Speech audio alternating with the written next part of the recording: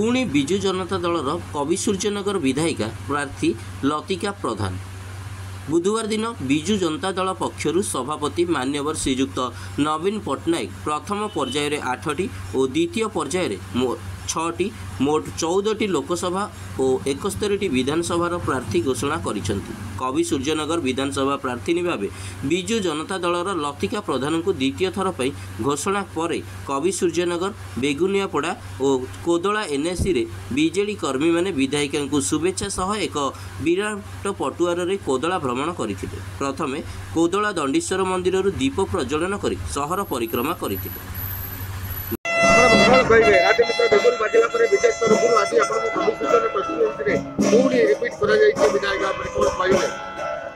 कवि सूर्यनगर विजु जनता दलर विधायक प्रार्थी भाव में माननीय मुख्यमंत्री चयन कर घोषणा कर माननीय मुख्यमंत्री तथा 5T अध्यक्ष महोदय एवं समस्त वरिष्ठ विजु जनता दलर नेतृवृंद समस्त मोर हृदय सहित धन्यवाद कृतज्ञता जनाऊँगी।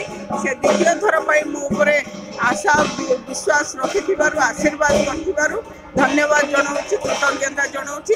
एवं कवि सूर्यनगर निर्वाचन मंडली प्रत्येक जनसाधारण जो माने मो सहित हृतपूत भाव में दीर्घ 5 वर्ष जड़ित रही अकुंठा समर्थन मत एवं स्नेह श्रद्धा आशीर्वाद अजाड़ी देइछंती समस्त को अशेष अशेष धन्यवाद देवी। एवं आगामी निर्वाचन में माननीय मुख्यमंत्री को यही निर्वाचन मंडली विधायक एवं सांसद प्रार्थी उभय गोटे उपहार निश्चित भाव में आम देवु गोटे विराट बृहत्तर विजय नहीं कि माननीय मुख्यमंत्री को भेटी देवु। गंजामरू प्रकाश कुमार का रिपोर्ट DK News 10।